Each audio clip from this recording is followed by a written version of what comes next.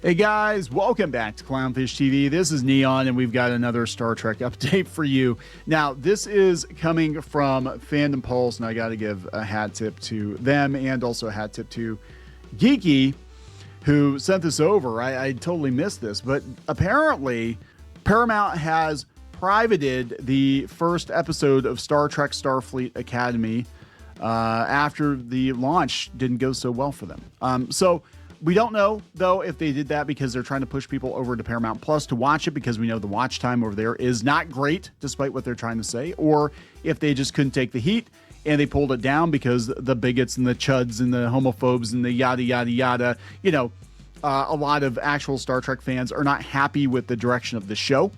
But we've seen similar things happen with Star Wars, and, you know, it's just like, look, it's corporate cowardice. They can't stand by their product. And it's not just social media taking them to task. I mean, I want to be clear on that. The data is not good, despite the cope coming from some of these Star Trek media outlets that, you know, the first couple episodes did okay, but the third episode was so bad it dropped off a cliff. And from what I'm hearing about episode 4, which I have not watched yet, but from what I'm hearing about episode 4, it's not going to get better. It's not going to get better. And the Klingon's name is Jaden. I mean, come on. That's the most like freaking Gen Z thing ever. Like, his name is Jaden. Oh my God. All right. So we're going to talk about this before we get into it any further. Please subscribe for more pop culture news, views, and rants. Guys, go out to more.clownfishtv.com if you want to support the channel. We do not have super chats enabled on this channel, but we do have bonus content at more.clownfishtv.com. And we're getting our ducks in a row for this year. We're going to have a lot more at more.clownfishtv.com this year. All right, this is coming from Fandom Pulse. Paramount private Star Trek Starfleet Academy's first episode on YouTube after its disastrous launch. Again, coming from John Trent. Paramount made private the first episode of Star Trek Starfleet Academy, the one it had available for free on YouTube. It's unclear why they decided to make the first episode private, but the episode and the series has been getting ridiculed and panned by numerous people. In the episode's first 4 days, it did not. Wow. In the episode's first 4 days on YouTube, remember, this is YouTube. And, you know, they're talking how YouTube is replacing Hollywood, replacing streaming. It's the big thing, right? Everybody's watching YouTube. All the Gen Z that they want to watch this Star Trek show, I'm using air quotes there, all the Gen Z, they're all on YouTube and TikTok and they're not watching it. This same thing happened with Doctor Who. Like, they actually ruined Doctor Who to make it TikTokable, and nobody's talking about it. They tried to stir up artificial controversy, and nobody's talking about it. It said it's unclear why Paramount decided to make the first episode private, but only 160,000 total views were achieved in the first 4 days. It had an estimated 20,000 dislikes compared to just 6,600 likes. Where's the young Gen Z audience? Where are they at? Why are they not watching the Klingon named Jaden and his two dads or whatever the hell's going on there? Why are they not watching this show? This show is for them. Why aren't they watching it on YouTube for free? Right? Because their broke asses can't even afford Paramount Plus. Why are they not watching it on YouTube? Because they don't give a shit. Paramount, they don't care. That's not your audience. That was never your audience for Star Trek. You might want it to be your audience, but it's not your audience. It's not your actual audience. Your actual audience at this point is probably, you know, older, nerdier people that you know, you've alienated, you pushed them away over the last couple, I'd say over the last, 10, 15 years, especially. You've pushed those fans away, trying to chase this new audience with shows like this, with Discovery, and then with the god-awful IDW comics, where it's all about shipping, right? And they don't care. But people watching Lower Decks, they're not watching this. Like, they don't care, right? They're just going to move on to the next thing that has shipping in it and all the rainbow stuff. That's what they're going to move on to. They don't care about Star Trek, right? Even when I was a kid, I watched Next Generation. That was like my Star Trek, right? But I used to watch the original series with my uncle, and it felt, Star Trek even back then was kind of an old man show. It was even back then, it wasn't cool to be a Star Trek fan or admit that you watch Star Trek. Like I would admit that I read comic books and played D&D before I admitted I watched Star Trek every weekend. Because I'm like, okay, now we're getting dangerously close to the members only jackets, the pocket protectors. But you know what I'm saying? Like they're chasing this audience that doesn't exist. But Star Trek fans, the hardcore Star Trek fans, man, they are dedicated. Same with Star Wars, right? I think Star Wars attracts more casuals, but like Star Trek fans are incredibly dedicated and they will support you. If your show is good and you're not actively trying to tell them to go fuck themselves, which is what this corporation is doing. The Kurtzman era Trek is like, yeah, we don't want you anymore. We don't want you guys anymore. And well, guess what? They didn't show up. Neither Gen Z. One of the most humiliating moments for the show was when Gary from Nerdrotic was able to achieve more live viewers by simply streaming a Spock toy at his desk than the Starfleet Academy premiere. That is humiliation. That is just insane. Buchler noted, my live stream with the Spock action figure in an empty chair beat Star Trek Starfleet Academy's 1,300 peak live viewers on YouTube in under 3 minutes. Yeah. Because this is what people want. They'd rather watch a freaking Spock action figure. And then we had Rachel Leichman over at the Mary Sue losing her shit because that happened. The reality is there's no audience for this show. People tuned in for the first couple episodes because they were curious. They wanted to know how bad it was. They saw for themselves how bad it was, and they're not coming back. It's just like The Acolyte. They're like, oh, The Acolyte had record viewership because for the, the lesbian orgy or whatever scene that they had, and it's because people were tuning in to see how bad it was. Same with Velma.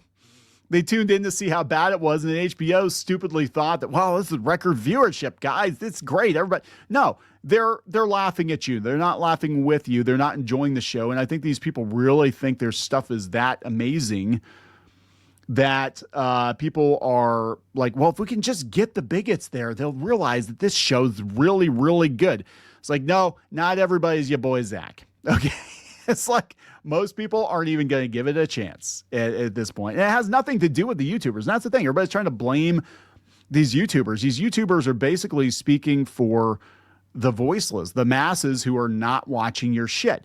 I think you're actually getting more views. I think if these YouTubers did not exist, if people like us did not exist, you would get even fewer views because nobody would even know the show existed, right? So whatever hate watching you're getting, have that, because I don't think people would watch these shows at all if they weren't hate watching them. That's where we're at. And there's so much apathy around so many of these franchises, these legacy franchises right now, whether it's, Star Wars or Star Trek or Lord of the Rings, or especially Doctor Who. Doctor Who kills me because I freaking love Doctor Who.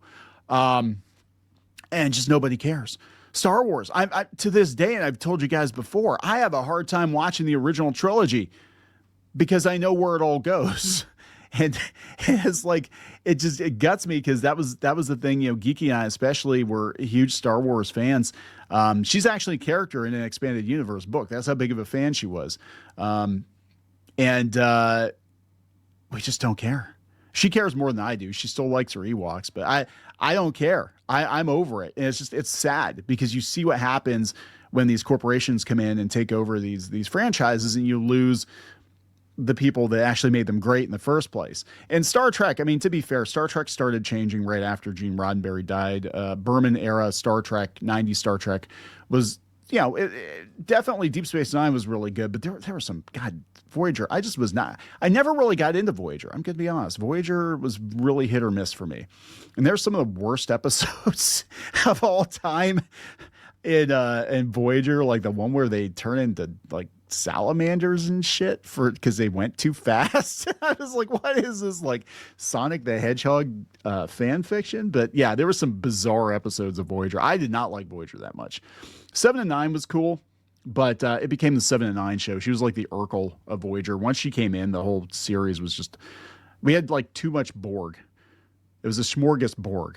But anyway, in an update, he noted he had more than double the Starfleet Academy premieres at his peak. Yeah. That's crazy. 24,000 views. Peak concurrent, 3.3 thousand just watching Spock in a chair.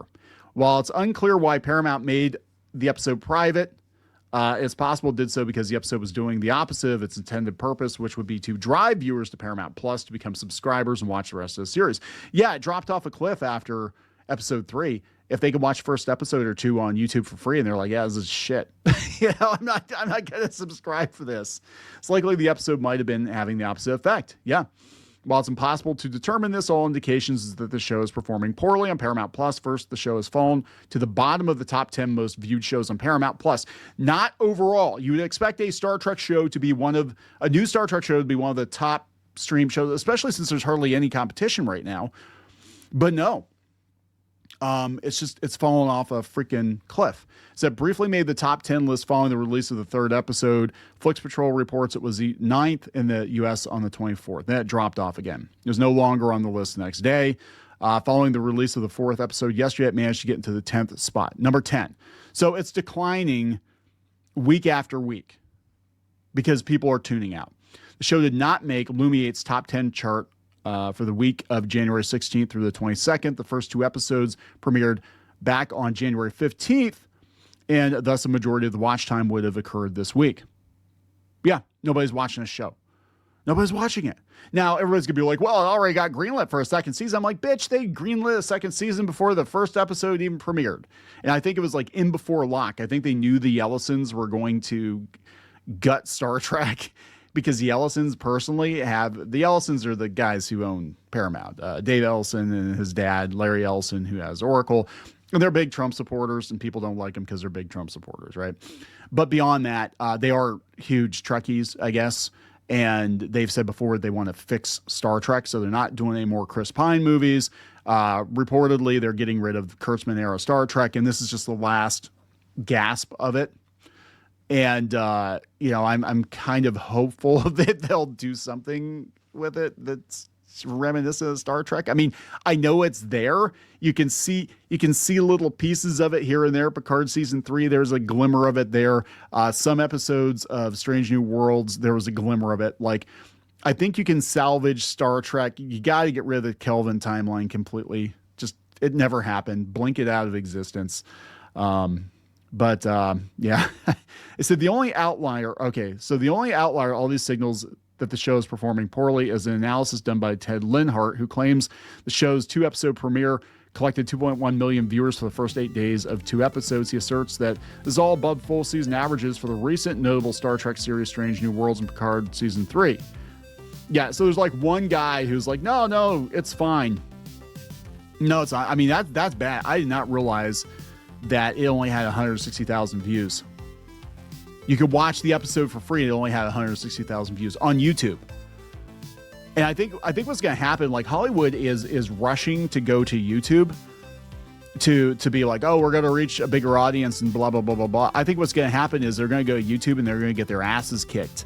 And then they're going to cry about it. And then what's going to happen is they're going to start hiding the numbers on the videos because they don't want people to know how few viewers they actually have for this stuff. Because if it's 160,000 for free on YouTube, then how many people are actually watching on Paramount Plus? And I'm sorry, I don't believe 2.1 million. You're giving it away for free and people don't want it. It's like, come on, you're giving it away for free and people still don't want it. I'm just saying, might be a you problem. I'm going to wrap it up. Please subscribe. We will talk later.